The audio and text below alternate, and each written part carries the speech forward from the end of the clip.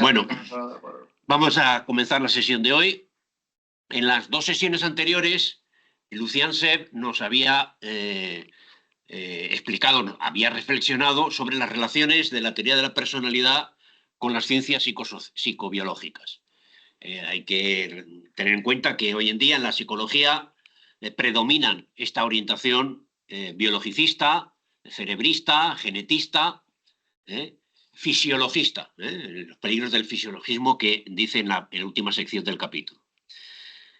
En este capítulo que iniciamos hoy y terminaremos en la próxima sesión, lo que hace Seb es confrontar su interpretación de lo que tiene que ser una teoría de la personalidad con aquellas interpretaciones más sociales del ámbito de la psicología, aquellas que incorporan, en cierto sentido, pues la sociedad, la historia, a la hora de definir cuáles son los parámetros y las determinaciones de los comportamientos psíquicos. Bien,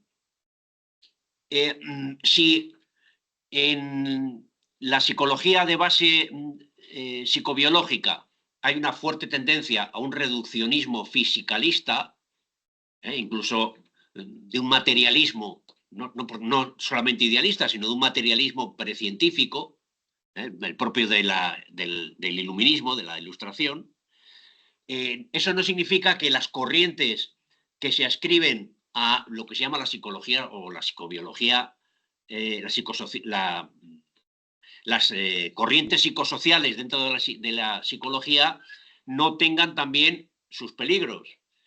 Y lo que argumenta Seb es que precisamente por desconocer la contribución fundamental que puede hacer el materialismo histórico a el desarrollo de una ciencia psicológica más asentada en principios científicos y menos idealistas, también estas corrientes presentan una cierta reducción. En este caso, un reduccionismo sociologista.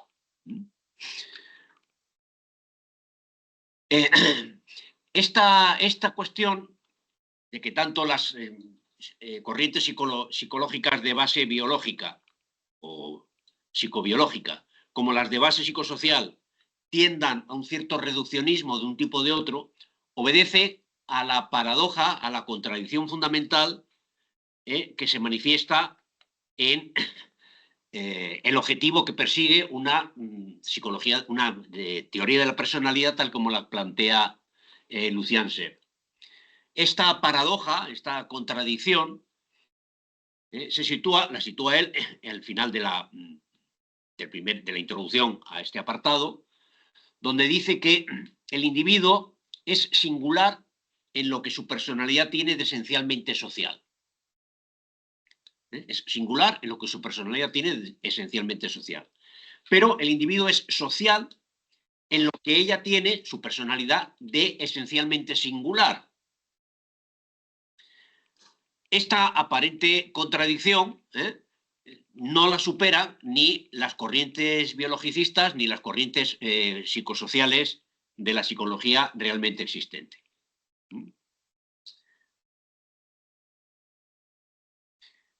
En la medida en que por psicología entendamos de modo más amplio la ciencia del psiquismo, los comportamientos, las conductas, en este caso la noción de psicología social no requiere una gran explicación, se entiende por sí misma. Es el resultado de una generalización, una abstracción de los comportamientos y las conductas individuales, generalizadas a los grupos humanos, etc. Se estudia la memoria en su generalidad de conducta social común a gran número de hombres.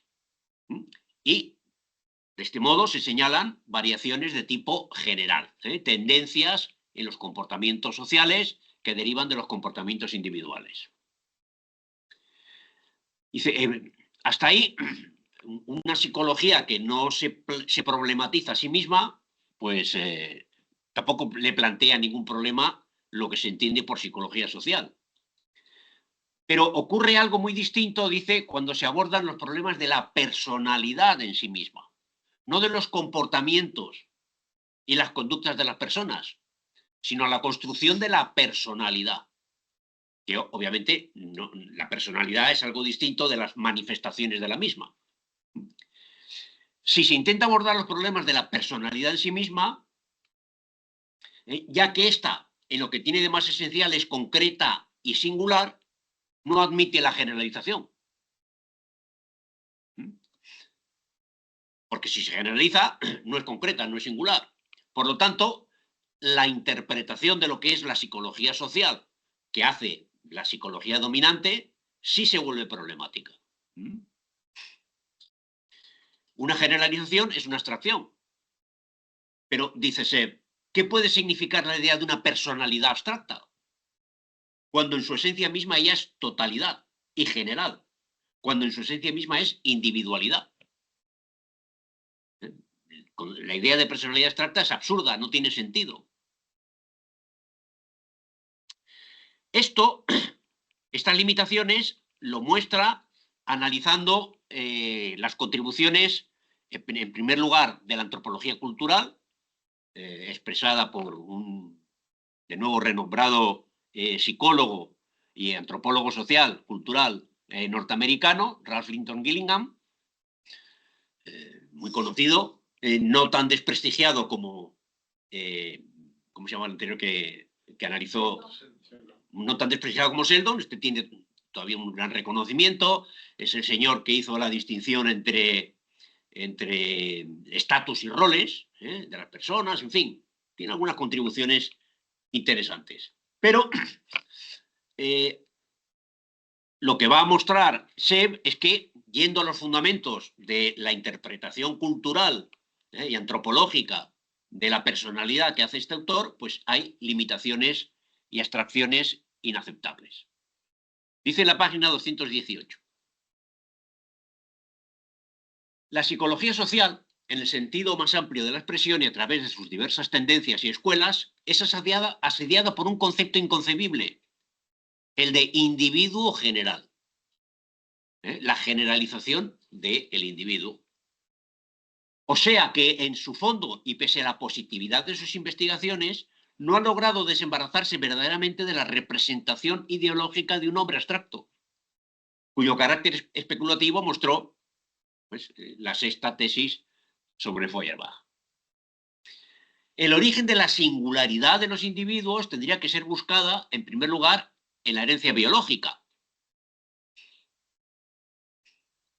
Y serían las cualidades innatas del individuo las que influirían, en particular, sobre su modo de reaccionar ante la cultura, el contexto cultural, el contexto histórico en el que se manifiesta. La conclusión que saca Seb es que semejante explicación, que concuerda con la interpretación de la antropología cultural de lo que es el individuo y en la personalidad básica del individuo, semejante explicación de la singularidad de las personalidades por medio de la biología no responde en absoluto a la pregunta formulada, porque volvemos a situarnos en las corrientes previas, anteriores.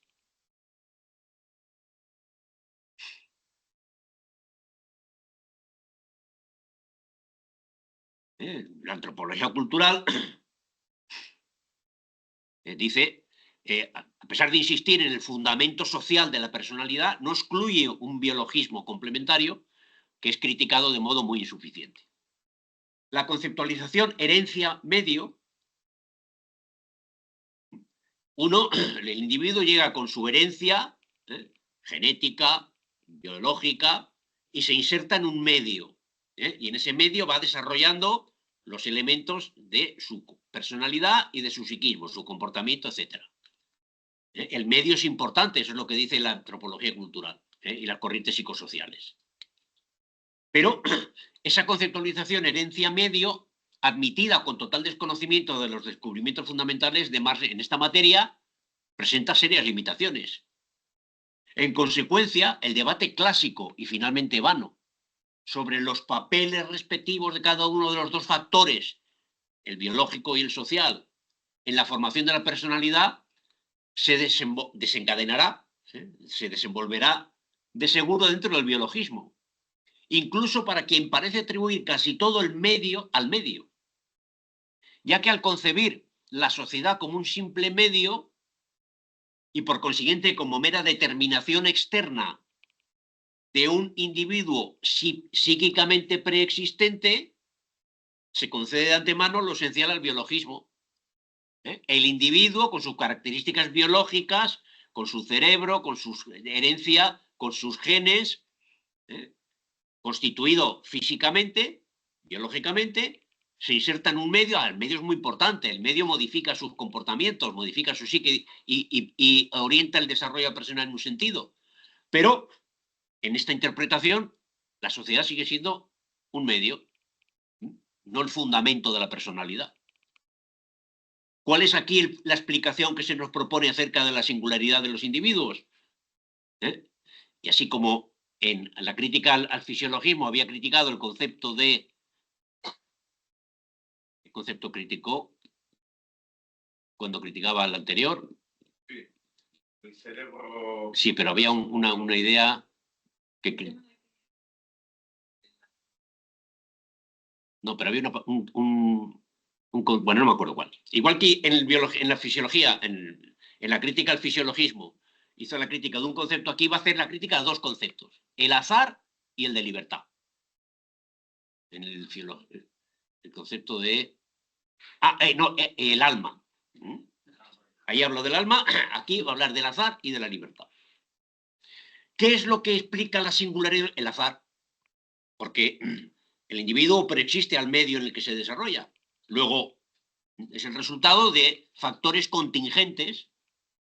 Explicar la singularidad de los individuos mediante la simple contingencia es concebirla como una singularidad inesencial, fruto de eso, de las circunstancias, del azar, y como una variación de la personalidad básica y de las personalidades de estatus, concepto desarrollado por Lipton, comprendidas por su parte como esencia común de las individualidades concretas.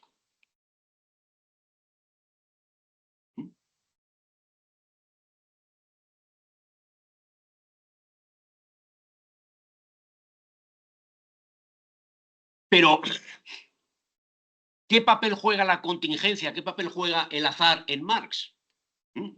Se retrotrae a la ideología alemana y a los Grundrisse para ver cómo en Marx existe la contingencia, pero que juega un papel muy diferente al que juega en la fundamentación de la teoría de la personalidad que hace las corrientes psicosociales. Para Marx, el azar no es una relación entre una generalidad social y una singularidad individual. Es un modo de relación entre las bases de una formación social dada y los individuos producidos por ella. El azar no es cualquier azar. El azar la contingencia es diversa en distintos periodos y es históricamente variable. Lo que ocurre por azar en distintos momentos históricos son cosas diferentes. Cada formación social determina su propio modo de contingencia en las relaciones entre lo individual y lo social. En el capitalismo, la contingencia es llevada al extremo y adopta formas muy visibles. La individuación se halla radicalmente subordinada al azar. Pero este predominio del azar en las relaciones capitalistas es históricamente transitorio. Ni en las sociedades previas, ni en la sociedad futura postcapitalista, la contingencia va a tener el mismo protagonismo que la sociedad capitalista. El hecho mismo de plantear el problema de las diferencias entre los individuos como una cuestión de variación de una magnitud común supone la reducción previa de la actividad humana a su forma abstracta. Es decir, en la sociedad capitalista, el mercado capitalista y la competencia. Así aparece una cita al final de la página 121 de la ideología alemana. En la época actual, el capitalismo, la dominación de los individuos por las condiciones objetivas, el aniquilamiento de la individualidad por la contingencia, dice Marx, han adquirido formas acusadas en extremo y enteramente universales, lo cual coloca a los individuos existentes ante una tarea muy precisa: reemplazar la dominación de las condiciones dadas y de la contingencia sobre los individuos por la dominación de los individuos sobre aquella.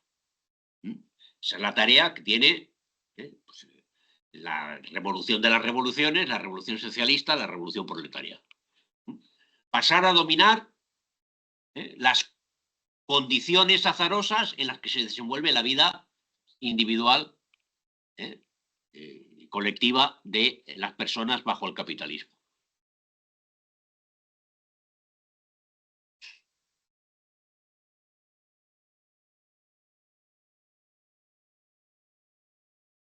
Dice Seb, el hecho mismo de la frase anterior, el hecho mismo de plantear el problema de las diferencias, que esto es de Marx, de las diferencias entre los individuos como una cuestión de variación de una magnitud común, supone la reducción previa de la actividad humana a su forma abstracta, es decir, el mercado capitalista y la competencia. Y dice, esto es como sostener que siendo la sociedad en esencia idéntica a sí misma, las sociedades reales no son más que variantes singulares, repartidas según una distribución casi constante. Esto no es lo que dice Marx, esta es la crítica que hace Marx a la interpretación de que, bueno, el azar tiene una importancia tan grande como la necesidad en el desarrollo de las relaciones sociales y de los individuos, etc. Dice Seb, hay en esto una contradicción que no se puede esquivar, porque constituye todo el problema. Todo el problema está en esta cuestión. El individuo lo es, el individuo es individuo en cuanto ser social general. Y es ser social en cuanto individuo singular. La explicación por medio de la biología o por medio del azar, de la contingencia, del medio en el que uno se desarrolla en una familia de clase media, uno se desarrolla en una familia proletaria y desarrolla personalidades rodeado de criminales, rodeado de santos, y desarrolla una mentalidad, unos comportamientos, unas actitudes, una psique. No. La explicación biológica o la explicación contingente no resuelve esta contradicción, sino que simplemente la deja de lado. Y esto nos lleva a quienes, teniendo una aportación significativa en otros niveles, no entienden este problema fundamental, que el individuo lo es en cuanto ser social general, pero que es ser social en cuanto individuo singular, no como en tanto que individuo abstracto o generalizado. Y aquí introduce una crítica al existencialismo, al existencialismo incluso del existencialista que más se acerca, porque también critica a Teilhard de Chardin y a otros, pero al que más se acerca al marxismo, que es Jean-Paul Sartre. Por ejemplo, la noción de libertad. La noción de libertad de Albert Camus o de Sartre, que muchas veces se utilizó por intelectuales franceses para criticar pues, la falta de libertades, en fin, del socialismo realmente existente, etcétera, es una noción falsa. No es una noción filosófica de la libertad la que puede aportar a la ciencia la solución del problema de la individualidad psicológica. ¿Qué es un individuo libre? Por el contrario, la ciencia psicológica debe establecer la legitimidad de la atribución al individuo de una libertad concretamente definida. Este es el único enfoque no especulativo, admisible desde el punto de vista científico.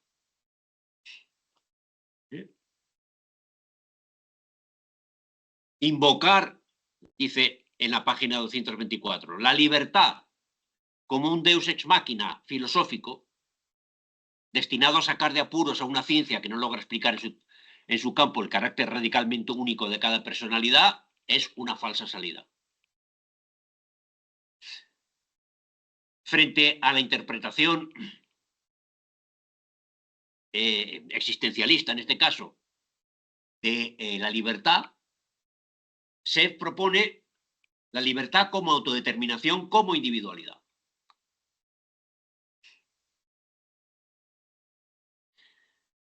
El problema es que tal como se expresa por las corrientes que representa Sartre y la filosofía existencial, esta raíz es en realidad la transmutación ideológica de los procesos concretos de liberación histórica de los hombres en una categoría abstracta, la libertad. Una libertad preexistente a los propios individuos, ya dada al individuo por el mero hecho de que es humano. Vale decir, desde el punto de vista práctico, la aceptación de los límites sociales actuales del proceso de liberación, o el desconocimiento de las condiciones reales de su desarrollo, más allá de aquellos. Aceptación o desconocimiento que son tenaces en el intelectual de la sociedad burguesa.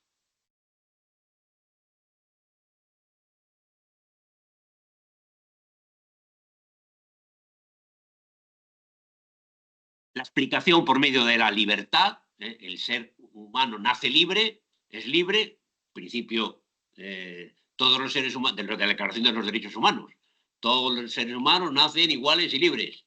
Pues, ¿cómo que nacen libres? ¿Qué contenido es ese de... ¿Cuál es el contenido material de esa libertad? La explicación por medio de la libertad, dice en la página 225, no resuelve el problema de la singularidad esencial del individuo humano, como tampoco lo hace la que se efectúa a través de los datos biológicos. Y de aquí lo que se impugna en última instancia es la idea de personalidad básica. La idea de que existe un individuo, un concepto de individuo en general. Quien ignorando el fundamental concepto de las relaciones sociales entiende la relación individuo-sociedad como una relación esencialmente externa entre dos abstracciones, por un lado está la sociedad, por otro está el individuo, los individuos se relacionan en sociedad y se van autoconstruyendo sus personalidades en función de las condiciones contingentes, azarosas, van desarrollando su psiquismo, en fin, sus relaciones sociales. Pensar de esa forma, pensar la relación individuo y sociedad como una relación entre dos abstracciones, condena a pensar las condiciones sociales bajo la forma de una generalidad abstracta. La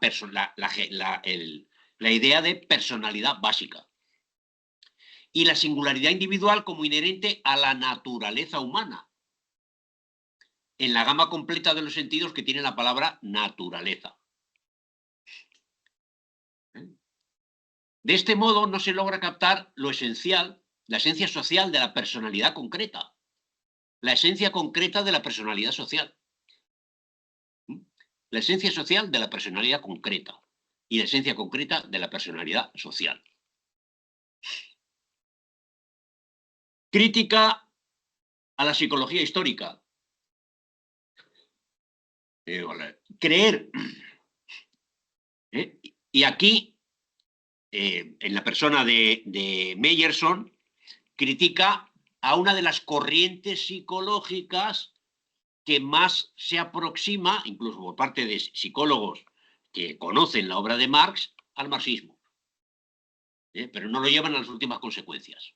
Miren, Meyerson y otros psicólogos franceses,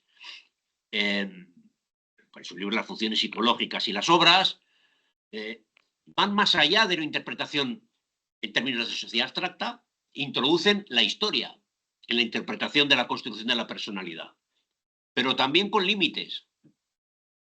Creer superado el nivel del hombre abstracto, porque se lo concibe en adelante dentro de su variabilidad histórica, efectivamente, las personalidades son distintas, el psiquismo, los comportamientos, las actitudes son diferentes en distintas épocas históricas, pero eso no es suficiente. concebirlo dentro de su variabilidad histórica, pero sin ver que esto no llega aún al fondo de la cuestión en materia de teoría de la persona, si se mantiene en el interior de la perspectiva histórica la idea de un individuo general de un país y una época.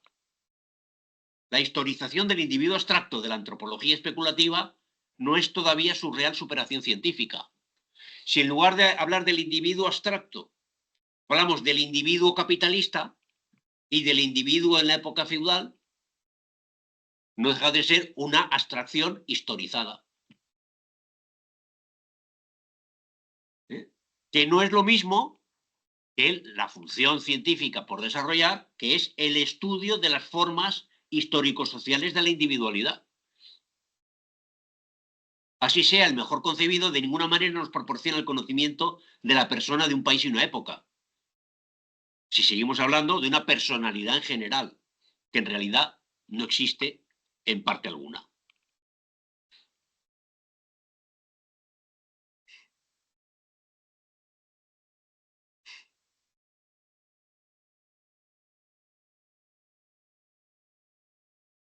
En términos de las funciones psíquicas, las actitudes que derivan las actitudes, los comportamientos, y los componentes que generan esas actitudes o comportamientos, la memoria, la percepción, el estudio de las emociones, todas estas sí que poseen una esencia de relativo carácter general. Pero esto es diferente que la construcción de la personalidad del individuo, cuya singularidad es esencial. En estas interpretaciones historicistas, en esta antropología cultural, la persona no aparece prácticamente nunca en persona, sino bajo la forma de la noción de persona. Siguen, por tanto, sometidos a la ilusión según la cual la esencia humana tendría inicialmente la forma psicológica, la forma del individuo aislado. ¿Eh?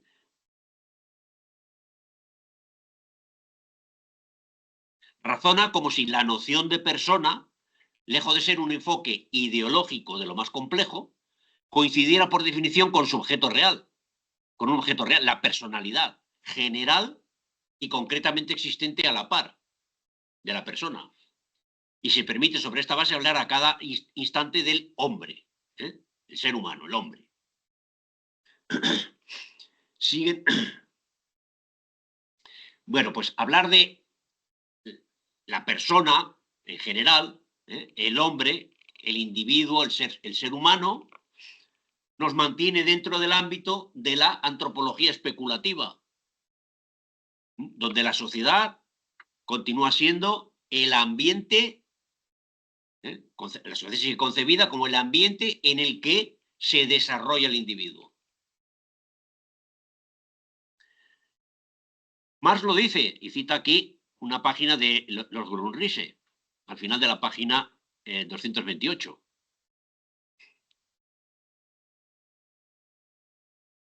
En la antropología cultural, en la psicología histórica, el individuo, bueno, esto no lo dice Marx, el individuo psíquico, lejos de aparecer como un producto social, una yuxtaestructura, es un neologismo que se inventa Seb, una yuxtaestructura de las relaciones sociales objetivas, es representado por el contrario como elemento constitutivo de la sociedad, como su base real. Y frente a esto, Marx dice en los Grundrisse, la sociedad no se compone de individuos. La sociedad expresa la suma de las relaciones y condiciones en que estos individuos se encuentran unos frente a otros. La sociedad no se compone de individuos. Eso lo decía Margaret Thatcher. Ella no veía sociedad, ella solo veía individuos. En cambio, Linton, desde las páginas iniciales de su libro, afirma, en último análisis, toda sociedad es un conjunto de individuos que, dependiendo de las características del modo de producción, de la época histórica, de la situación concreta de esa sociedad en la jerarquía de las naciones, país rico, país pobre, y de los individuos dentro de la jerarquía social, pues los individuos se comportan de una forma o de otra.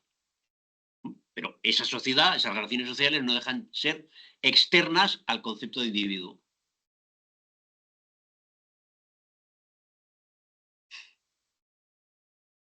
Esto, dice Seb, presupone que las relaciones sociales en que se apoya la estructura de las personalidades son confundidas con las conductas psíquicas que le corresponden. ¿Qué es la personalidad? Pues el conjunto de comportamientos y actitudes de los individuos, del individuo. No, es otra cosa.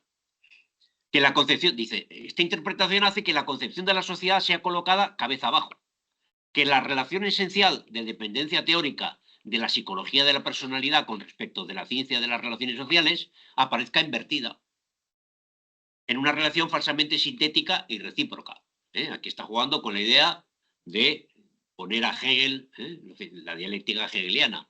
Aquí lo que hay que dar la vuelta a la interpretación de la psicología histórica, la psicología social.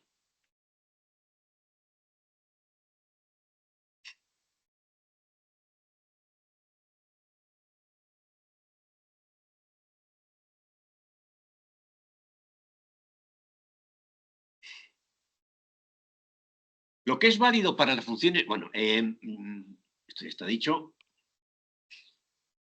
En la página 231, después de profundizar en esta crítica, refiriéndose a las ideas de otros psicólogos como Gardiner, etc., y vuelve otra vez a criticar a Meyerson, se pregunta lo siguiente, Lucian Seb. La pregunta decisiva es la siguiente. Si para explicar la personalidad a partir de la sociedad se comienza por concebir a la sociedad de manera psicológica, no es obvio que se encierra uno dentro de un círculo teórico, de donde emerge al fin de cuentas la ilusión psicologista que era necesario disipar. Y aquí introduce la crítica el análisis de otro concepto, el concepto de acto.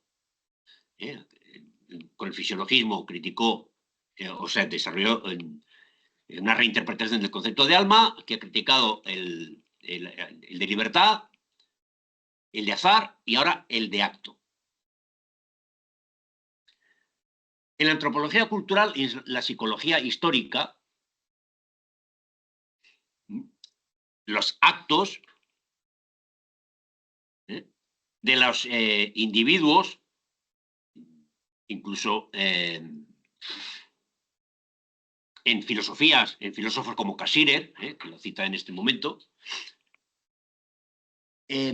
los actos juegan un papel fundamental, porque el tipo de actos que desarrollan los individuos van determinando su personalidad, etcétera, etcétera. Su psique y, por tanto, su personalidad.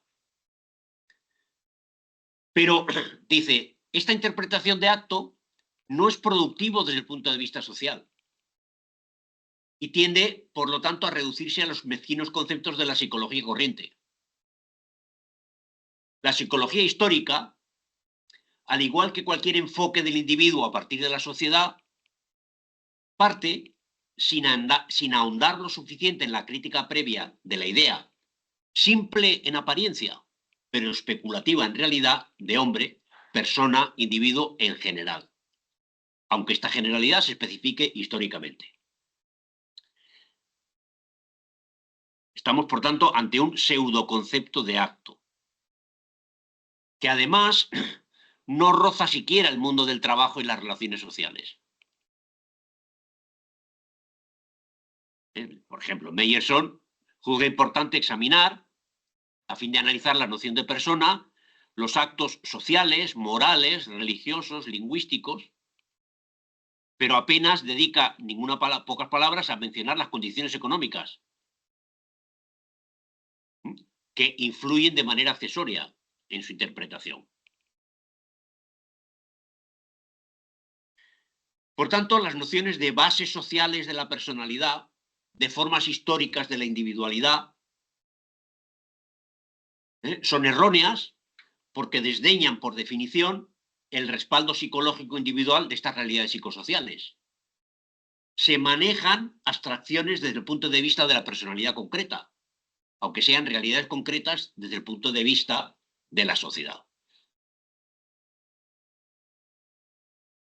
Es una abstracción, dice que es una idea de abstracción que no conoce cómo se interpreta la abstracción en el materialismo dialéctico, en la dialéctica materialista. La psicología social tiende a concebir un hombre en cuanto tal, el hombre genérico, como soporte de sus datos, es decir, a efectuar una abstracción. El individuo, en consecuencia, solo aparece en adelante como una variante esencial del tipo de hombre general. Un individuo es la concreción de una abstracción, hombre en general. Esa concreción tendrá sus determinaciones biológicas y sus determinaciones históricas. Pero, dice, la idea de hombre general no puede tener su equivalente en una sociedad entendida también como general, ya que la abstracción es transitiva. Si todo es general, todo es abstracto. ¿Cómo se llega a la concreción? La sociedad se presenta entonces ante todo como un conjunto de formas de comportamiento y conciencia directamente homólogos del individuo general. Vale decir que solo se retiene cierto número de superestructuras e ideologías. Así como desbarata el análisis de la personalidad concreta, soporte real de cualquier psiquismo, la psicología social tiende a hacer lo mismo con el análisis de las infraestructuras, base real del conjunto de las relaciones sociales y formas sociales de comportamiento y de conciencia.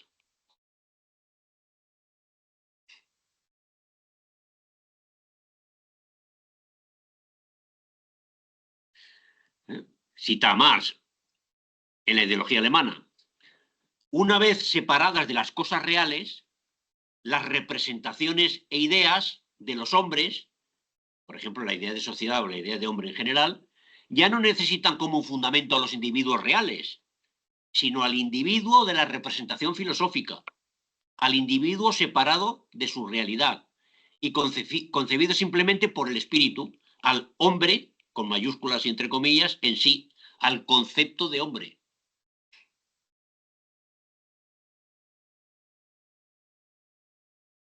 Por tanto, esto no es solo producto de la especulación de los filósofos que critican Marx en la filosofía en la ideología alemana, sino que también en las ciencias psicológicas, esta representación de los individuos, que sustituye al análisis de los individuos concretos, forma parte también de la construcción supuestamente científica del análisis psicológico.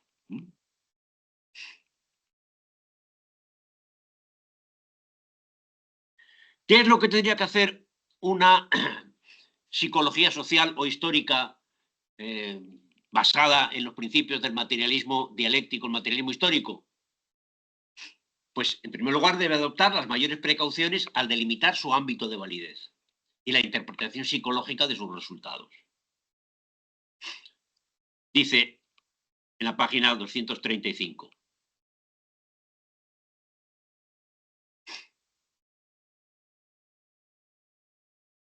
Citando a Bernard.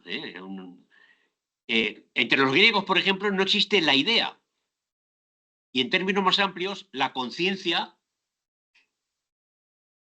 del trabajo en general, que solo fue desentrañado históricamente con la generalización de lo que Marx analizó bajo la denominación de trabajo abstracto. La idea de trabajo en general, y por tanto, la conciencia de que existe algo como que se puede considerar el trabajo en general, no forma parte de la filosofía griega, de la interpretación de la realidad que hacen los griegos, ni Platón, ni Aristóteles, ninguno de estos. Solo se llega a esa idea cuando, con el desarrollo de las fuerzas productivas, en el nuevo marco de las relaciones sociales capitalistas, el trabajo adquiere su doble dimensión, como trabajo concreto y trabajo abstracto. El trabajo social real, en el campo y la ciudad, no ha adquirido todavía la universalidad que lo caracteriza cuando rige la producción mercantil y luego el capitalismo. Por lo tanto, pretender que hay una continuidad en la construcción de la personalidad con las especificidades históricas correspondientes entre el hombre general en la época de los griegos y el hombre en general con sus adaptaciones específicas en la época capitalista es no entender nada, porque la personalidad es completamente diferente. De hecho, una época histórica no puede ser juzgada por la conciencia que ella tiene de sí misma y, del mismo modo, tampoco se puede juzgar la personalidad de un periodo según las formas de conciencia en las cuales se refleja la categoría de la persona. De lo contrario, se haría, con intenciones materialistas, psicología social tendente al idealismo.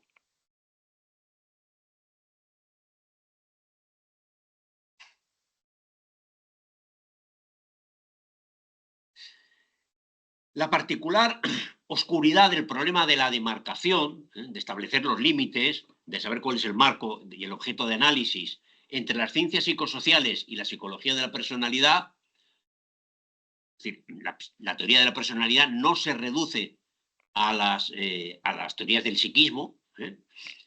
Este problema deriva de dos paradojas: la paradoja de la individualidad y la paradoja de la humanidad.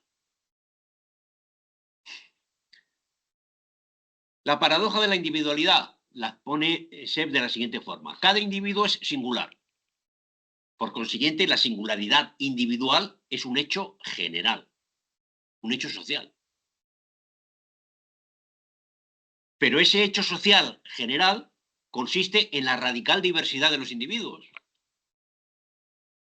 Por añadidura, no siendo cada cual individuo, sino en la medida en que es singular, la singularidad es esencial para la individualidad.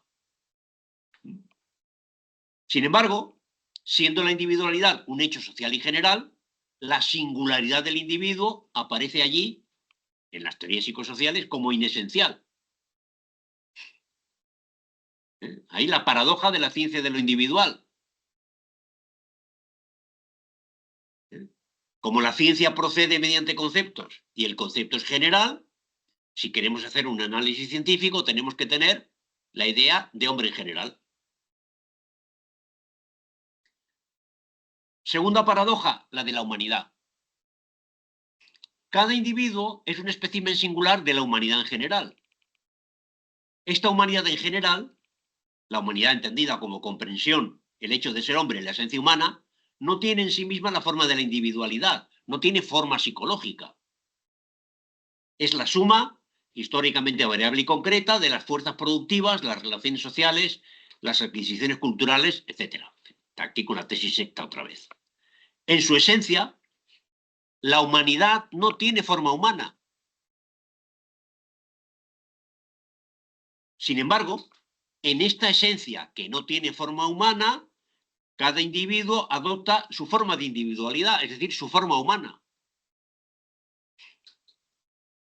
Es el problema de la paradoja de la esencia concreta.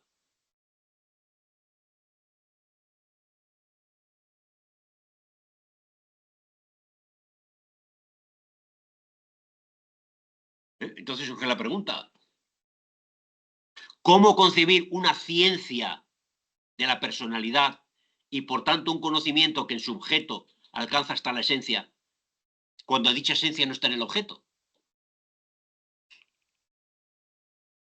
Porque la esencia de la personalidad singular está en la sociedad.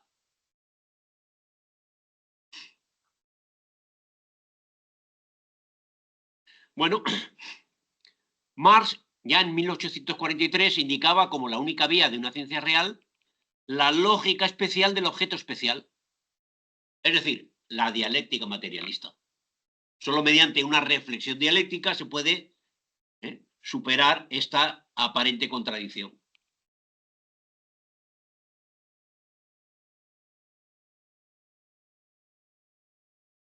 Como ya se ha visto, los intentos de abordar los problemas de la personalidad a partir de los datos sociales, sin profundizar suficientemente en la dialéctica materialista y, en consecuencia, sin haber realmente resuelto las paradojas de la individualidad y de la humanidad, están destinados a caer en la generalización abstracta del individuo y en la psicologización de la sociedad. Nos encontramos, por tanto, ante un doble fracaso. El del humanismo especulativo. ¿Que llega a adquirir conciencia del doble fracaso? En algún momento. Pero esa conciencia del fracaso no presenta una solución real. ¿Quién es la conciencia del fracaso? El antihumanismo teórico. ¿Quién es consciente del fracaso del camino emprendido por los antropólogos culturales o por los filósofos Sartre y compañía? Existencialistas, los estructuralistas, Althusser, pero no ofrece una solución. ¿Dónde está la solución? El marxismo contiene los elementos teóricos para resolver estas paradojas antropológicas y epistemológicas.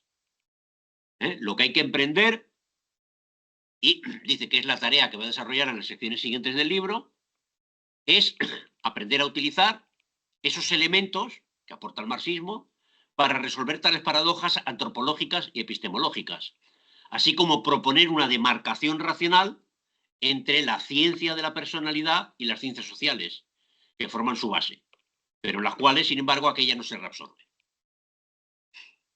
Bueno, y hasta ahí llega la presentación que teníamos para hoy, por lo menos el resumen que puedo hacer.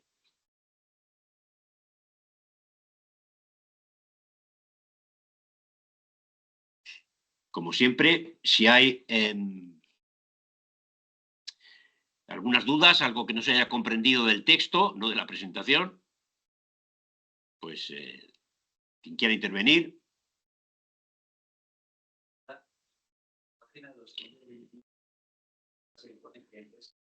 Una característica de la sociedad capitalista que es que la individuación se haya radicalmente subordinada al azar. No lo entendí. O sea, sí,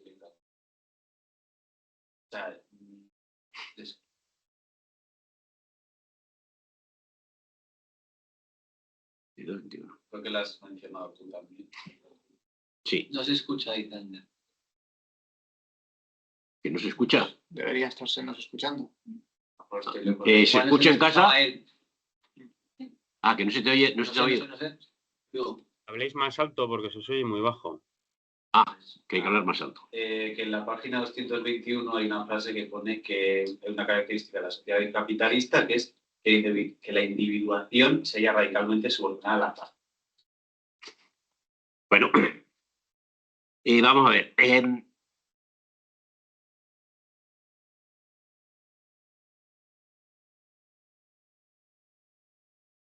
Sepp, lo mismo que Marx, parte de la idea de que es en el desarrollo de las relaciones sociales donde se construye la personalidad y, por tanto, el individuo.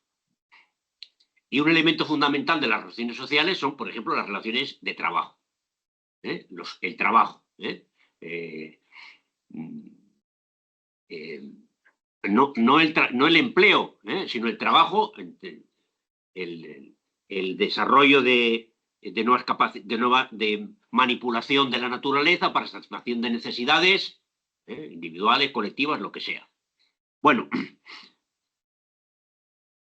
en la sociedad capitalista, la posibilidad de resolver los elementos fundamentales de la subsistencia física del individuo dependen de que encuentre un empleo. Mientras que en la sociedad feudal, el individuo nace siervo, en el esclavismo nace esclavo, y ya va desarrollando ahí las relaciones sociales que puede y, por tanto, la estructura de personalidad que corresponde a ese modo de producción y esas características del individuo. Pero en la sociedad capitalista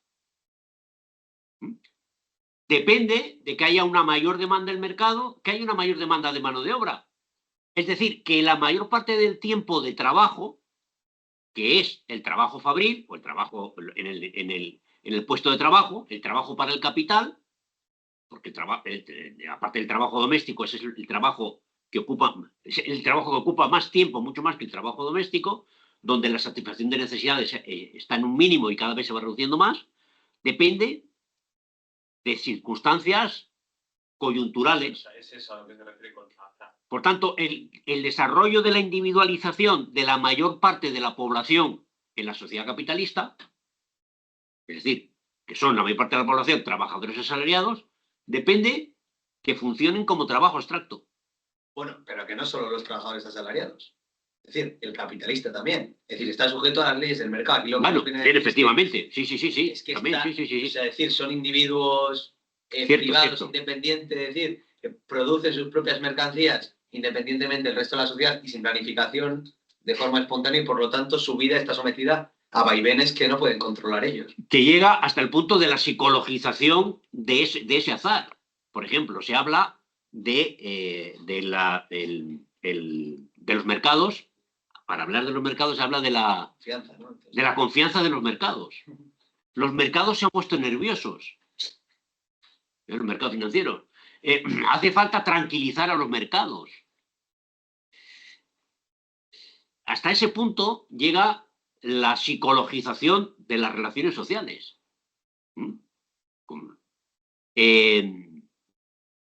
Pensar que el mercado se ha puesto nervioso, que si en un mercado de pueblo del siglo XIV, pues que no, es una expresión que no tiene ningún sentido. Hoy tiene sentido porque la contingencia domina la construcción de los individuos, de cada uno de los individuos, el azar. ¿Y dónde se manifiesta el azar? Pues en las dinámicas del mercado. Los libros que te dirían que sí tiene sentido esa relación. En los nervios del mercado. Sí. Precisamente el mercado hablarían del aspecto relacional de la palabra, donde mercado no es solo un mercado físico, sino una relación social. Bueno, el mercado, en última instancia, el mercado más relevante es el mercado de trabajo. Pero cuando se ponen los mercados que se ponen nerviosos no es el mercado laboral. El que se pone nervioso es el mercado financiero, donde ni siquiera hay trabajo. Es decir, que no hay producción no hay trabajo, no hay producción de M, es de prima. Dinero que crea dinero. O sea, es una abstracción, es una quimera que absolutamente abstracta, pero que domina la vida real de las personas.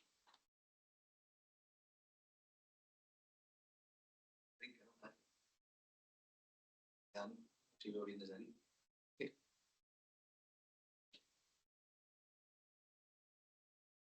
Bien, Enrique. Sí, si pudieras, por favor, desarrollar un poco más este concepto de contingencia, porque, o sea, no lo capto muy bien en el sentido de que dice el texto, en el capitalismo la contingencia llega al extremo. Esto es el azar. Sí. Y bueno, yo ahí pienso que no. Llega, ya deja de ser azaroso. ¿Qué puede ser en la vida? Sino más bien se te obliga a ser explotado, a ser un trabajador oprimido en su mayoría. Entonces, ahí ya no hay azar, hay un camino indicado. Esa es mi duda. Pues, bueno, no, el problema es que el azar se ha multiplicado, la contingencia. Vamos a ver, en otra época, en la sociedad, en la Edad Media, los factores contingentes que más podían afectar a la vida de las personas eran, pues, por ejemplo, los factores naturales, inundaciones o sequías. Un incendio, una inundación, o incluso factores sociales específicos como, por ejemplo, una guerra. Pero es que hoy, pero aparte de eso, pues, digamos, la vida estaba más planificada. El que era zapatero tenía hijos, sabía que los hijos iban a ser zapateros porque pertenecían al mismo gremio. Los que eran campesinos iban a ser campesinos. Y los nobles, pues sangre azul, pues iban a ser nobles. Había una cierta continuidad. Pero es que hoy todo es sobresalto. Hoy trabajas y mañana no. independientemente de que llueva o que haga sol, que haga frío o que haga calor. Depende de las dinámicas de los mercados. Y los mercados fluctúan continuamente. Y no en función de las estaciones o en función de guerras que se puedan desencadenar un año sí y otro año no, sino día a día. Cualquier día pega otro petardazo el mercado financiero global y nos encontramos con 2 millones más de desempleados. Es cierto que el destino de la mayor parte de la población es ser explotado, pero eres explotado si el capital lo considera rentable, si no, no. Es decir, si el capital lo considera rentable, trabajas. Y que la movilidad social, además, bajo las estructuras feudales, bueno, fundamentalmente feudales, ¿no? Pero también otras sociedades, no existe. Es decir, esa movilidad social, o sea, la movilidad de los individuos o la posición social de los individuos está anclada a una determinada relación familiar, fundamentalmente, o relaciones de vasallaje o lo que fuera, ¿no? Relaciones que podríamos tirar casi de relaciones naturales. En cambio, en la actualidad, la relación social fundamental que uno porta es la relación social en el bolsillo, que es el dinero.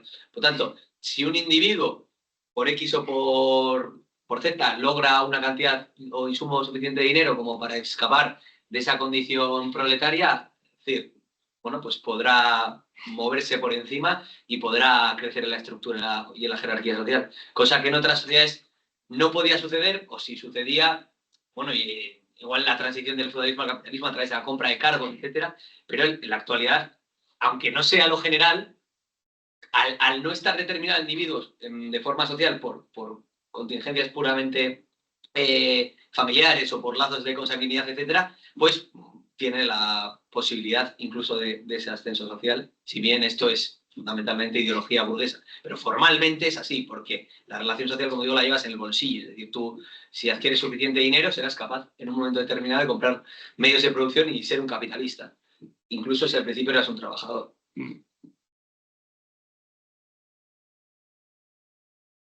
¿Se ha aclarado? Y ahí también Lázaro, vamos, el Lázaro viene de ahí. Sí, perfectamente.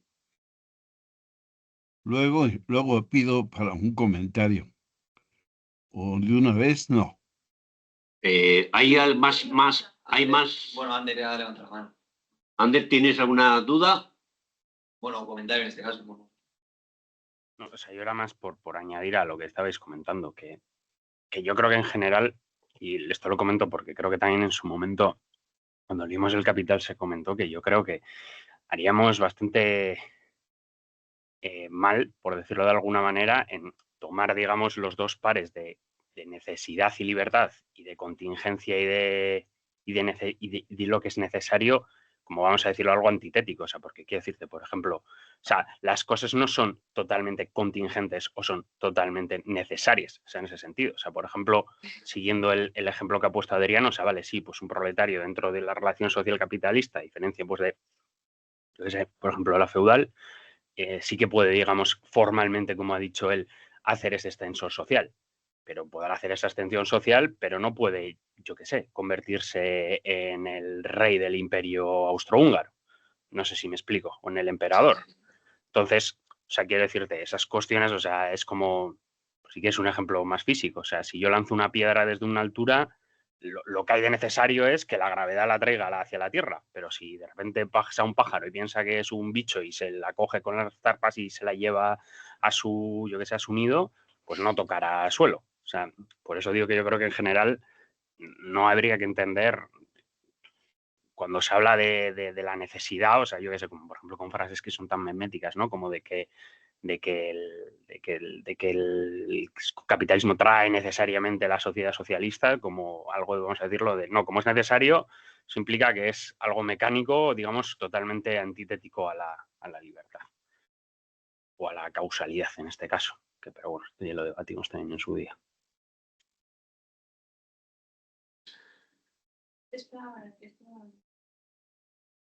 Enrique, ¿querías hacer un comentario? Sí, me parece muy interesante esta lectura que hace Sebe y la crítica que hace a a Ralph Linton, porque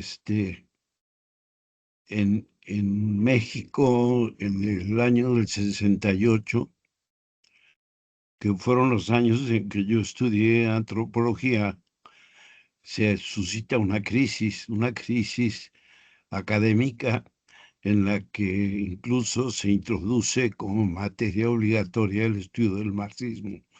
¿Por qué? Porque la escuela culturalista y configuracionista de Linton se aplicó en México. De hecho, la antropología social, la antropología cultural que se hacía en México a partir de la búsqueda del pasado era relativista, culturalista, configuracionista de Linton y de Radcliffe Brown, de toda la escuela antropológica inglesa, sobre todo también la alemana con el relativismo, y de esa forma se justificaba la desaparición del indio. O sea, la noción de progreso era que el indio deje de ser indio, que es una cultura ancestral antigua, que no es signo de progreso. Solo era ese comentario.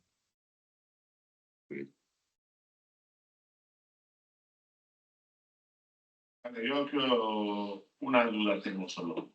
Una duda y luego una duda. En la página 227 dice, sí, lo principal es que el estudio de las formas histórico-sociales de la individualidad, así sea mejor concebido, de ninguna manera nos proporciona el conocimiento de la persona de un país y de una época, es decir, de una personalidad general que en realidad no existe en parte alguna. No existe porque se supone que esa parte estaría llegando a medias, ¿no? Dice, he aquí la celada epistemológica que para las ciencias psicológicas es vital evitar. 2 puntos. Lo que es válido para las funciones psíquicas que poseen una esencia de lo relativo, de relativo carácter general, no lo es justamente para la personalidad cuya seguridad es esencial. En el segundo caso, la abstracción con respecto a los individuos no da origen a un concepto científico, sino a una entidad especulativa. Bueno, yo pienso que después de los 2 puntos, no está describiendo la celada, sino que está describiendo la evitación de la celada.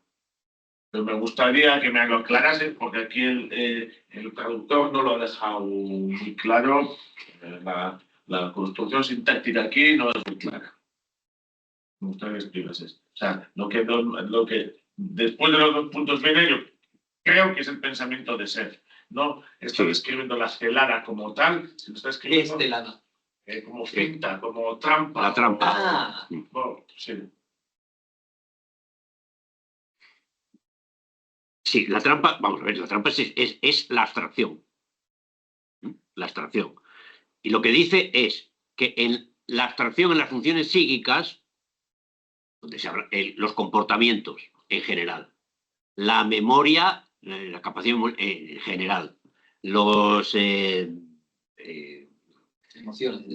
emociones, los sentimientos en general. Ahí sí cabe una generalización. Dice, pero en la teoría de la personalidad, no. Y cuando se generaliza con el concepto de el hombre, aunque sea el hombre bajo el capitalismo, eso es una abstracción que, siendo válida para las funciones psíquicas, no es válido para la teoría de la personalidad, porque da lugar a una entidad, no a un concepto científico, sino a una entidad especulativa. Es lo que dice que la teoría de la personalidad pone, enfrenta el desafío de construir una ciencia de lo individual. Cuando las ciencias se construyen sobre la base de la generalización. Las ciencias son la base de generalizar. Vale, entonces lo que siempre está describiendo después de los 2 puntos es lo que él piensa para derrotar la celada esa, no la celada como tal, que tampoco vale.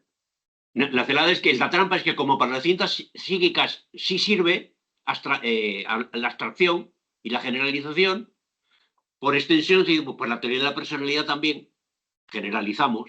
Dice, no, eso es una trampa. Sí se puede generalizar en las ciencias, en las funciones psíquicas, pero no en la teoría de la personalidad, que requiere contemplar el individuo singular. ¿Hay mensajes en el chat?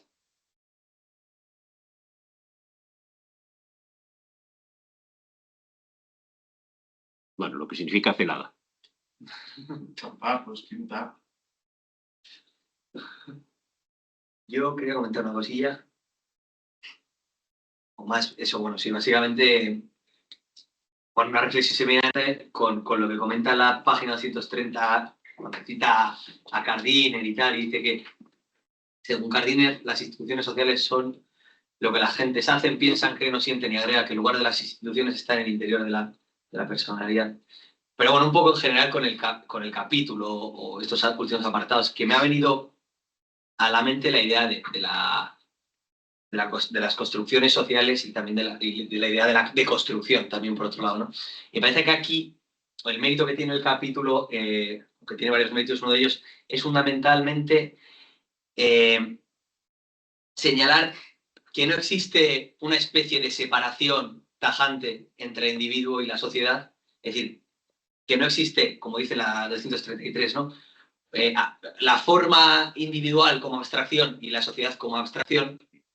Y esto es fundamental, yo creo que es lo que está trazando al hilo del capítulo general, porque si concebimos que el individuo es algo distinto, por así decirlo, de la sociedad, que en el fondo es un conjunto de relaciones sociales, de lo que ahí se deriva es que el individuo es algo independiente de esas relaciones sociales y por lo tanto que tiene algo innato, propio, y que la personalidad es algo que él, por nacimiento, ya sea por cuestiones fisiológicas, psicológicas o lo que fuera, le fue dado y que después entra en relación con otros individuos de forma externa, por así decirlo, y entonces ahí pues va moldeando su personalidad de X manera o de Y manera. Yo creo que justo detrás de las teorías de la construcción social, ¿no? De las instituciones como construcciones sociales, o de las teorías de los roles, etcétera, siempre está esta idea detrás. Es decir, el individuo como individuo Adrián o como individuo Pello, lo que fuera, establece unas relaciones sociales con otros individuos y así se construyen las instituciones. Por lo tanto, si ese es el proceso de construcción, el proceso de deconstrucción también puede ser individual. Yo, que he establecido de forma, bueno, de forma también, ¿no? Esto tiene relación con la idea del contrato, ¿no? De forma contractual, que, por ejemplo, el feminismo, la teoría del patriarcado es algo que ha subrayado mucho, ¿no? Desde los años 70. Es decir, de forma contractual, yo con otros individuos he decidido tener ciertas relaciones, establecer ciertas relaciones. Bueno, pues voy a decidir también, de forma libre, pues despojarme de esas relaciones, abandonar ese ámbito social y establecer otro tipo de relaciones. Entonces, esa comprensión de las instituciones sociales como suma de relaciones de individuos es un problema y supone la individualización también del cambio social. Es decir, no comprendes que lo que se trata es de cambiar las estructuras sociales en sí, ¿no? Esas relaciones sociales en sí, y no tanto de, bueno, intentar, por así decirlo, modificar mi relación con la institución social. Que esto quizá podemos decir que es, pues estoy absolutizando ciertos planteamientos, pero si se rascan esos planteamientos, detrás está eso. O sea, detrás del planteamiento del patriarcado, por ejemplo, te encuentras eso. Te encuentras una relación que el hombre, de forma absolutamente abstracta, sin determinaciones sociales, entabla con la mujer y así genera la institución del patriarcado, ¿no? La institución del patriarcado, que encima, bueno, habría que hablar si existe como institución, etcétera, ¿no? Pero, y no tanto que en determinada, bueno, o dado determinado grado de desarrollo de las fuerzas productivas, y entendiendo por fuerzas productivas no el nivel técnico, sino, bueno, el nivel técnico, la población, el grado de desarrollo de las ciencias, ¿no? Etcétera, bueno, pues en ese caso, si te abstraes de eso, pues bueno, llegarás a conclusiones de que el individuo libremente establece determinadas relaciones sociales, pero para el marxismo ese concepto de fuerzas productivas es el que determina las relaciones sociales que se establecen en determinado momento, ¿no? Y el individuo se inserta de forma, podremos decir, automática, una vez ya nace en ese tipo de relaciones sociales. Sí, esta intervención no hay más palabras, ¿no? Me ha sugerido que, claro, Seb escribe el libro en el año 69. Entonces critica la idea de libertad de los existencialistas, el concepto de acto de la psicología social, la idea de ausencia de alma, de espíritu, pues, del materialismo vulgar. Hoy, sin embargo, si lo escribiera hoy, tendría que, por ejemplo, criticar conceptos que hubo algún momento en que si no aparecía 3 o 4 veces en un artículo de sociología, de ciencias políticas, de estudios culturales o de antropología, no publicabas un artículo en una revista, que es el concepto de agencia. Continuamente. Agencia. Los actores son gente que tiene capacidad de actuar. Entonces, la idea de agencia, tal como se maneja en las ciencias sociales hoy en día, de base anglosajona sobre todo, responde a la misma ideología, al mismo idealismo que refleja una mala comprensión de la dialéctica y de las contradicciones reales, que está criticando aquí, cuando critica el concepto de acto o el concepto o la idea de libertad de los estructuralistas, etcétera. Responde a esa misma autonomía del individuo concebido a través de su intervención libre, y que cuanto más libre, más agencia tiene y más conciencia de su libertad tiene, más capacidad de actuar sobre la realidad. Y en la medida que actúa, modifica la realidad. Bueno, pues son nuevos términos que aparecen, pero que reflejan las mismas viejas interpretaciones especulativas e ideológicas de la realidad. O sea, la agencia como algo externo a la determinación social. O sea, como si, aparte de las relaciones sociales, yo tuviese una especie de determinación, de fuerza, de interior, para, bueno, desenvolverme de otra manera, libremente. Bueno, pues ahí relacionado con concepciones transhistóricas de la libertad, yo creo.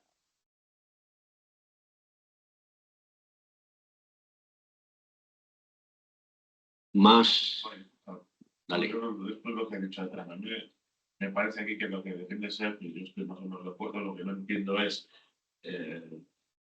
otra vez lo tajante que estuvo la otra vez ser en la fisiología y que luego tiene la fisiología social, pues ahora está defendiendo cierta sociología marxista, pero hoy estoy totalmente de acuerdo, sobre todo cuando critica a esta gente, estos autores como Milton o Meyerson o como se llama todo, Dufresne o Dufresne. Pues precisamente porque es que estos señores me parece que separan lo que es lo individual de lo que es lo social, que puede ser pues lo histórico, lo económico también, las pautas, lo cultural, según o según el otro decía, el ambiente, decía alguno. Pues que no explican cómo ese ambiente se forma. Ese ambiente supongo que no es uso cultural, ese ambiente supongo que no es algo que viene como dado por Dios, algo que está ahí, que nos influye. Algunos se acercan al hablar del hombre de un tiempo histórico y de un país, pero tampoco dice cómo lo crea.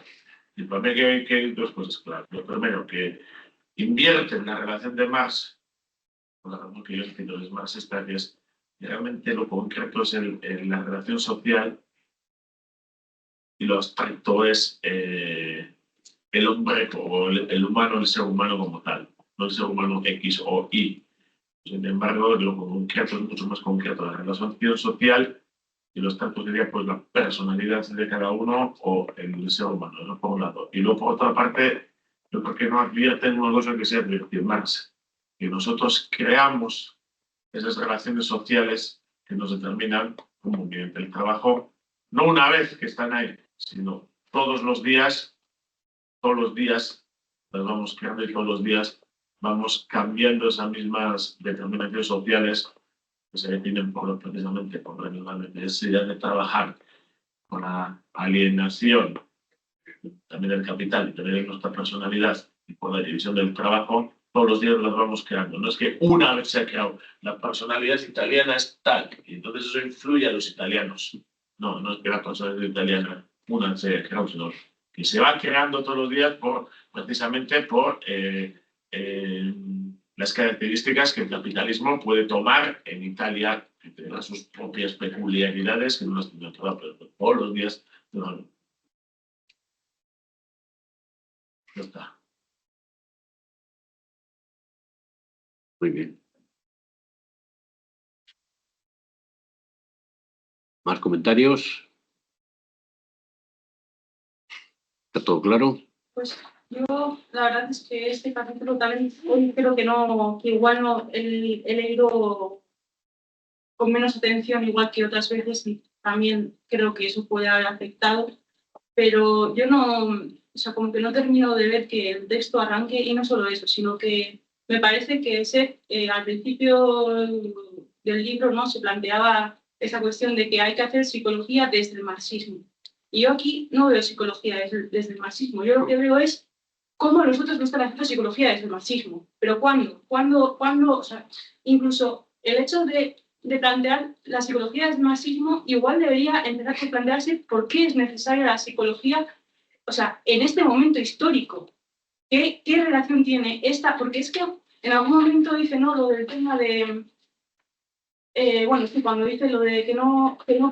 Bueno, aquí hay varias, o sea, a lo largo del capítulo hay varias críticas que yo digo, joder, esto valdría autocrítica incluso, como que al final un poco juzgamos un poco como somos.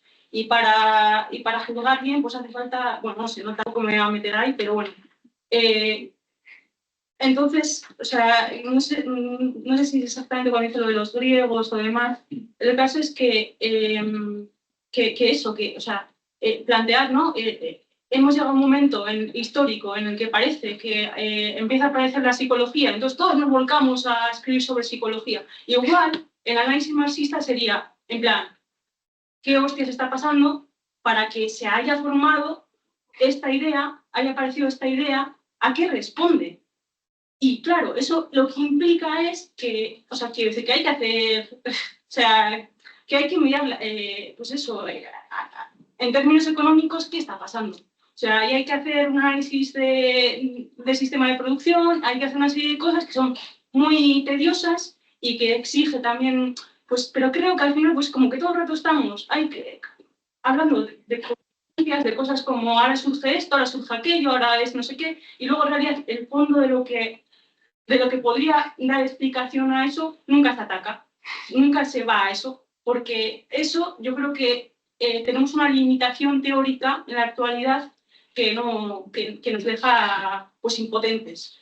Y bueno, en relación a eso también, que aquí también, retomando la cuestión de la geografía y así, que aquí pues parece que como, bueno, se dijo la semana pasada, ¿no?, pues que hay una contradicción entre Marx y Seth, y que al parecer los marxistas están con Seth y Marx, pues bueno, pues yo estoy con Marx, no sé si eso no me hace no ser marxista, pero bueno, me da igual.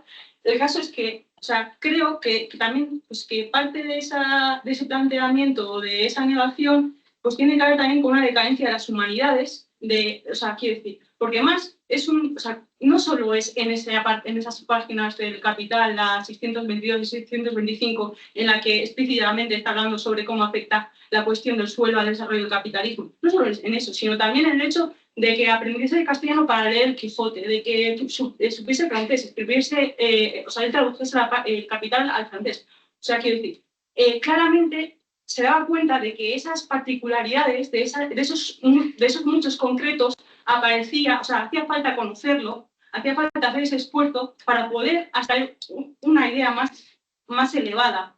Pero claro, es que eso exige mucho esfuerzo. Y creo que hoy en día pues que no estamos en la posibilidad teórica de hacerlo. No sé por qué, porque, pues bueno, no sabemos, yo creo que ni por dónde empezar. Y me parece pues como que todo el rato está así, pues ahora critico a este, ahora critico al otro, ahora no sé qué. ¿Y en qué momento? ¿En qué momento va a haber la superación de esas críticas? Porque en el Capital hay muchísimas críticas, pero las críticas están siempre ligadas a algo, o sea, a algo que, quiero decir, pues bueno, ¿no?, yo digo esto y esto, Y yo he visto pues que este no dice exactamente esto. Y este se equivoca en esto, se puede parecer, pero en realidad no. O sea, quiero decir, ¿dónde está esa parte de...? Que claro, ahí es donde está el reto, ahí es donde está la dificultad. Y donde pues todos nos equivocamos y todos nos caemos del pozo. Y creo que parte tiene que ver con esa decadencia de las humanidades, con esa decadencia de pensar que todo es lógica y todo es... en plan, es que las abstracciones, no se llega a las abstracciones desde la nada. O sea, se llega desde un conocimiento muy vasto, que o sea, que igual no podemos alcanzar nunca. Y hay que ser, creo que, conscientes de eso. Y no es por hacer de menos a SED, vamos, ni mucho menos, pero sí que me da la sensación todo el rato, pues como pues una sensación de impotencia, de no llegar, que creo que es también un poco como lo que nos ha tocado vivir, vamos. Bueno, no por responder, porque has dicho muchas cosas, pero la frase final de la sección dice: el marxismo contiene en realidad todos los elementos teóricos necesarios que permitirían superar esa dificultad, y precisamente tenemos que emprender en las secciones que siguen la tarea de utilizar esos elementos, el marxismo, para resolver tales paradojas antropológicas y epistemológicas. Es decir, termina la sección diciendo: a partir de ahora vamos a ver cuánto podemos avanzar en el desarrollo de los fundamentos de una teoría de la personalidad. Pero ya desde el principio nos había dicho que él no va a presentar una construcción de una teoría de la personalidad, que es una tarea que dice que le supera. Él va a presentar algunos elementos de por dónde tendría que ir la construcción de una teoría de la personalidad científicamente fundamentada. Y si quiere estar científicamente fundamentada, tiene que basarse en los elementos que contiene el marxismo, los elementos teóricos que contiene el marxismo. Y también ha insistido, y lo ha insistido también en esta sección, que hay que delimitar el espacio. Dice, un problema de la delimitación de la teoría de la personalidad. Él separa, no sabría decir hasta qué punto, pero él separa las teorías psíquicas, la psicología, de la teoría de la personalidad. Para él, la construcción de una teoría de la personalidad es un nuevo campo, que no se reduce a la psicología tal como está construida hasta ahora, sino que de la misma forma que la crítica del capital, la crítica de la economía política, se basa en los fundamentos de la economía política, pero no tiene nada que ver con el desarrollo de las teorías de los clásicos y llevarla a un nivel, llevar la teoría del valor de los clásicos a un nivel superior. Marx lo que hace es darle la vuelta, ponerlo del revés y desarrollar una nueva ciencia, la ciencia del materialismo histórico. Por eso dice que plantear que el Capital, como plantean algunos, es un libro de economía, es no entender nada, no entender el Capital. Pues lo mismo, dice, plantear la teoría de la personalidad, como igual que el equivalente a la teoría del Capital, no es un desarrollo de la teoría psicológica, de la psicología, sino un nuevo campo que hay que empezar a construir. ¿Por qué? Pues porque de la misma forma que desvelar las relaciones sociales es fundamental, porque ya había dicho Marx que la vida de los seres humanos ha estado siempre basada sobre la producción social de una manera u otra, cuyas relaciones designamos precisamente como económicas, y hace el análisis de esas relaciones sociales, pues no nos olvidemos de la primera parte, la vida de los seres humanos. Por lo tanto, los seres humanos también tienen que ser objeto de análisis científico. Lo que dice Seb es que Marx desarrolló en el Capital el análisis científico de esas relaciones, pero desarrolla una metodología y una ciencia nueva, y esos elementos teóricos hay que aplicarlos a lo primero, la vida de los seres humanos. Hacia que el objetivo es que superen las determinaciones, que superen el azar, la contingencia, en fin, todas las cosas que también hemos visto hoy. Por lo tanto, yo creo que a partir de la próxima sección ya comienza por fin a decir el punto del cual partimos. Y el punto del cual partimos es siempre, pues obviamente, la tesis sexta. Esa es la ejaculatoria. el punto del cual partimos es la sexta tesis sobre Feuerbach, por si alguien no se había enterado todavía. Pero a partir de ahí empieza a aportar algunos elementos. No me sonó algo de la esencia de alguien, no sé muy bien sopiar algo. Bueno, Ay. pues lo dejamos por hoy. La próxima semana tenemos a Iñaco para presentación y para la siguiente no se anima nadie. Bueno, pues ya, de aquí a la próxima lo veremos. Bueno, pues nada, hasta la semana que viene. Terminamos. ¿Hay que apagar algo? Salir. Sí, no le deja salir. Sí. Apago yo. Ahí está. Finalizar. Finalizando.